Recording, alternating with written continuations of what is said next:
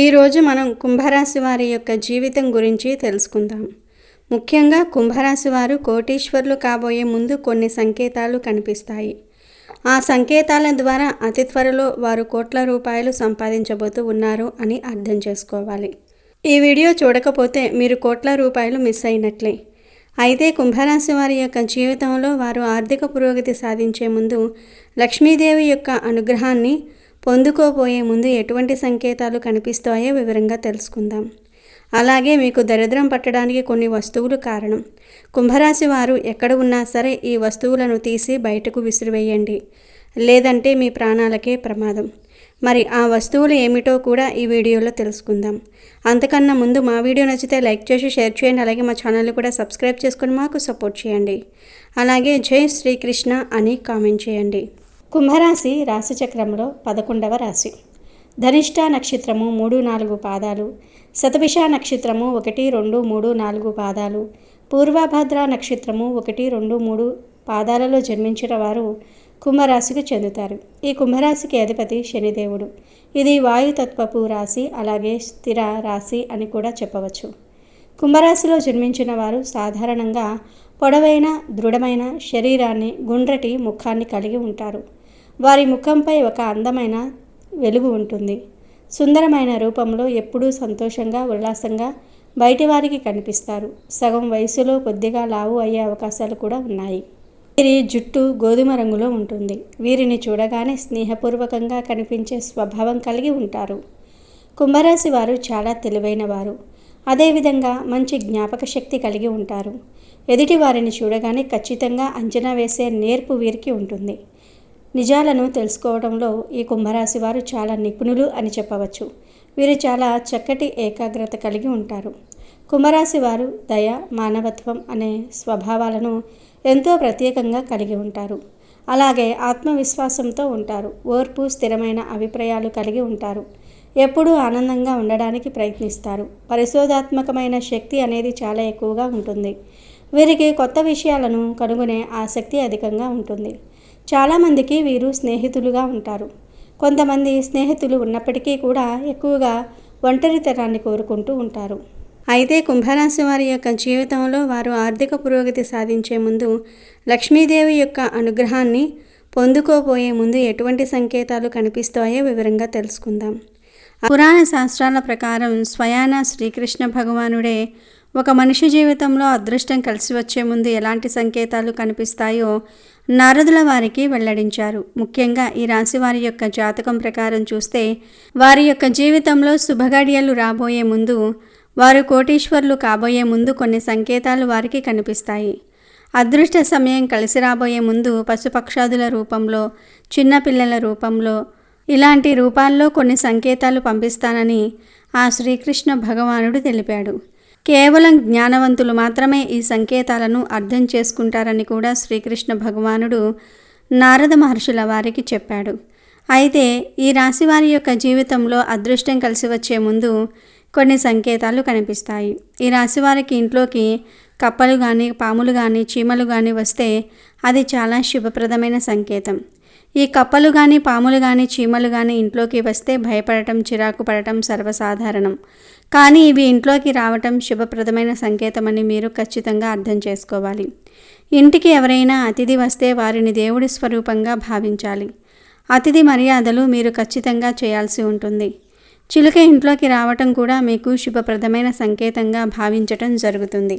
ఎందుకంటే రామచిలుకకు కుబేరుడికి సంబంధం ఉంది. అంతేకాకుండా మన్మధుడి వాహనం కూడా ఈ రామచిలుక. కాబట్టి ఇది శుభానికి ప్రతీక. జ్యోతిష్య శాస్త్రం ప్రకారం బుధగ్రహంతో కూడా దీనికి సంబంధం ఉంది. బుధుడు శోభకు చిహ్నం కాబట్టి చిలుక ఇంట్లోకి ప్రవేశించటం వల్ల సంపద కలుగుతుంది, లాభం కలుగుతుంది. వ్యాపారంలో ఉన్నవారు వ్యాపార అభివృద్ధిని ఖచ్చితంగా పొందుకుంటారు. వసూలు కాని రుణాలు కూడా ఖచ్చితంగా వసూలు అవుతాయి. తాబేలు రాక అనేది కూడా చాలా శుభప్రదమైన సంకేతం. ఇంట్లోకి తాబేలు రావటం అనేది ఎంతో శుభంగా పరిగణిస్తారు. తాబేలు, చేపలు వంటి జలజీవులకు వాస్తుశాస్త్రంలో ప్రత్యేకమైన స్థానం ఉంది. తాబేలు ఇంట్లో సానుకూల శక్తిని తీసుకుని వస్తుంది. ఇది శ్రీ మహావిష్ణువు యొక్క కూర్మ అవతారాన్ని సూచిస్తుంది. అందుకే దీన్ని మరింత పవిత్రంగా భావిస్తూ ఉంటారు. తాబేలు ఇంట్లోకి రావటం అనేది లక్ష్మీదేవి రాకకు చిహ్నంగా పరిగణించబడటం జరుగుతుంది. ఇంట్లో శాంతితో పాటు శ్రేయస్సును కూడా ఇది కలిగిస్తుంది. అంతేకాకుండా మానసికంగా కూడా మీరు చాలా ప్రశాంతమైన వాతావరణాన్ని గడపగలుగుతారు. ఈ రాశి వారికి బ్రహ్మ ముహూర్తంలో అంటే దాదాపు 3 గంటల నుండి 5 గంటల సమయంలో ఎటువంటి అలారం లేకుండా అనుకోకుండా మీకు మెలకువ వస్తే త్వరలో మీకు మంచి రోజులు రాబోతూ ఉన్నాయని, కోటీశ్వర్లు కాబోతూ ఉన్నారని దానికి సంకేతం. ఎవరికైతే కలలో వారి చెయ్యిని మరొకరు పట్టుకొని నడిపిస్తూ ఉన్నట్లుగా కనిపిస్తే జీవితంలో మీకు భాగ్య ద్వారాలు తెరుచుకోబోతూ ఉన్నాయని దానికి సంకేతం. ఈ విధంగా మీరు కోటీశ్వర్లు కాబోయే ముందు ఇటువంటి కళ మీకు రావటం జరుగుతుంది. ఎవరైతే వారి కోపాన్ని అదుపులో పెట్టుకొని చిరునవ్వుతో ప్రశాంతంగా ఉండగలుగుతారో అలాంటి వారి యొక్క జీవితంలోనికి కూడా మంచి రోజులు రాబోతూ ఉన్నాయని అర్థం చేసుకోవాలి. అంటే ఇది వరకు మీకు ఊరకే కోపం వస్తూ ఉండేది, కానీ ఇప్పుడు మీరు కోపాన్ని నియంత్రణలో ఉంచుకోగలుగుతున్నారు. అలాగే చిరునవ్వుతో అందరినీ మాట్లాడించగలుగుతున్నారు. ఈ మార్పుకు కారణం మీకు మంచి రోజులు రాబోతూ ఉన్నాయని అర్థం. మీ ఇంటి ముందుకు గోమాత వచ్చి మిమ్మల్ని ఆహారం అడుగుతూ ఉంటే గనుక మీకు రాబోయే కాలం అదృష్టకాలమని మీరు గుర్తించాలి. గోమాతను సకల దేవతా స్వరూపంగా మనం భావిస్తూ ఉంటాం. అటువంటి గోమాత అనుకోకుండా మీ ఇంటి ముందుకు వచ్చి తినడానికి ఏదైనా అడుగుతున్నట్లా మీకు అనిపిస్తే ఖచ్చితంగా మీకు మంచి రోజులు రాబోతూ ఉన్నాయని ఈ రాశి వ్యక్తులు అర్థం చేసుకోవాలి. సాక్షాత్తు హనుమంతుడి స్వరూపమైన కోతి వచ్చి ఎవరి ఇంట్లో అయితే ఆహార పదార్థాలను తీసుకుని తింటుందో వారి ఇంట్లో సిరి సంపదలు కలిసి వస్తాయని, వారు అతి త్వరలో ఉన్నత స్థానానికి వెళ్ళబోతూ ఉన్నారని అర్థం చేసుకోవాలి. మీ ఇంట్లోకి ఈ విధంగా కోతి వచ్చి ఆహార పదార్థాలను తీసుకుని తింటూ ఉంటే మీరు గాబరా పడవలసిన పని లేదు. సాక్షాత్తు ఆ హనుమంతుల వారే మీ యొక్క ఇంట్లోకి వచ్చినట్లుగా భావించండి. చక్కగా మీకు మంచి రోజులు రాబోతూ ఉన్నాయి అనడానికి ఇది సంకేతం. ఎవరి ఇంటికైతే చిన్నపిల్లలు పిలవకుండానే వచ్చి ఆడుకుంటూ ఉన్నారో అలాంటి వారి ఇల్లు కూడా సుఖ సంతోషాలతో నిండబోతుందని, అలాగే వారి ఇంట్లో వివాహం కాని వ్యక్తులు ఎవరైతే ఉన్నారో వారికి అతి త్వరలోనే వివాహం జరుగుతుందని కూడా దానికి సంకేతంగా మనం భావించాలి. చాలా మటుకు చిన్నపిల్లలు పిలిస్తేనే వస్తూ ఉంటారు, కానీ పిలవకుండానే మీ ఇంట్లోకి వచ్చి వారు ఆడుకుంటున్నారంటే అది చాలా శుభప్రదమైన సంకేతం. ఎవరికైనా సరే హారతి ఇచ్చే సమయంలో భగవంతుడి రూపం చిరునవ్వుతో మీకు కనిపిస్తే మీ ఇంట్లో అష్టైశ్వర్యాలు కలగబోతూ ఉన్నాయని మీరు అర్థం చేసుకోవాలి. పురుషుడికి కుడి చెయ్యి, స్త్రీలకు ఎడమ చెయ్యి అదురుతున్నట్లుగా లేదా దురద పెడుతున్నట్లుగా కనుక ఉంటే అది చాలా శుభ సంకేతం. త్వరలో మీ ఇంట్లో శుభం కలుగుతుందని, అలాగే మీ ఇంట్లో భాగ్య ద్వారాలు తెరుచుకోబోతున్నాయని దీని ద్వారా మీరు అర్థం చేసుకోవాల్సి ఉంటుంది. ఏదైనా ముఖ్యమైన పని మీద మీరు బయటికి వెళ్ళే సమయంలో గోమాత కానీ సాధువు కానీ మీకు ఎదురు వస్తే అనుకున్న పని మీకు విజయవంతం అవుతుందని మీరు అర్థం చేసుకోవాలి. అలాగే మీ జీవితంలో మీరు ఎటువంటి కష్టాలు బాధలు అయితే మీరు అనుభవిస్తూ ఉన్నారో వాటి నుంచి ఖచ్చితంగా మీకు విముక్తి లభించబోతుందని అర్థం చేసుకోవాలి. 2 తలల పాము ఇంట్లోకి వస్తే కూడా అది చాలా శుభప్రదమైన సంకేతం. చాలామంది భయపడుతూ ఉంటారు, దాన్ని చంపేంత వరకు వదిలిపెట్టరు. కానీ 2 తలల పాము ఇంట్లోకి వస్తే అది చాలా శుభం. ఎందుకంటే ఈ యొక్క 2 తలల పామును లక్ష్మీదేవి వాహనంగా చెప్తూ ఉంటారు. 2 తలల పాము కనిపించడం చాలా అరుదుగా జరుగుతుంది. సాధారణంగా ఇది బయట పెద్దగా కనిపించదు, కానీ ఇంట్లోకి వస్తే మాత్రం ఎంతో శుభం. ఈ విధంగా 2 తలల పాము ఇంట్లోకి వస్తే పూర్వం రోజుల్లో అయితే గుడ్లు ఆహారంగా ఇచ్చేవారు. తద్వారా ఇంట్లోనే అది తిరుగుతూ ఉండేది. ఈ పాము ఎవరి హాని కోరుకోదు. ఇంట్లోకి అది వస్తే డబ్బుకు ధాన్యానికి కొరత అనేది ఉండదు. అయితే దాన్ని చంపకుండా బయటకు పంపించడానికి ప్రయత్నం చేయండి. ఈ విధంగా ఈ రాశివారి యొక్క జీవితంలో వారు కోటీశ్వర్లు కాబోయే ముందు, వారికి మంచి రోజులు రాబోయే ముందు ఇటువంటి కొన్ని సంకేతాలు భగవంతుడు చూపిస్తాడు. ఈ సంకేతాల ద్వారా అతి త్వరలో వారు ధనవంతులు కాబోతూ ఉన్నారని, వారి ఇంట్లో భాగ్య ద్వారాలు తెరుచుకోబోతూ ఉన్నాయని, వారి ఇంట్లో అష్టైశ్వర్యాలు సుఖ సంతోషాలు రాబోతూ ఉన్నాయని అర్థం చేసుకోవాలి. ఇక ఏ వస్తువుల వల్ల మీరు జీవితంలో పురోగతిని పొందలేకపోతూ ఉన్నారో కూడా తెలుసుకుందాము. ఈ రాశివారు మీ ఇంట్లో ఆగిపోయిన గడియారాలను వెంటనే తొలగించండి. అది గోడకు వేలాడే గడియారం కావచ్చు, మీ చేతికి పెట్టుకునే పాత వాచ్ కావచ్చు, లేదా పని చెయ్యని టేబుల్ క్లాక్ అయినా సరే. కాలం ఆగిపోవటం అనేది మన జీవితంలో అభివృద్ధి పురోగతి కూడా ఆగిపోవడానికి ఒక బలమైన సంకేతం. ఆగిపోయిన గడియారం ఇంట్లో ఉంటే అది నిరంతరం ప్రతికూల శక్తిని విడుదల చేస్తూ ఉంటుంది.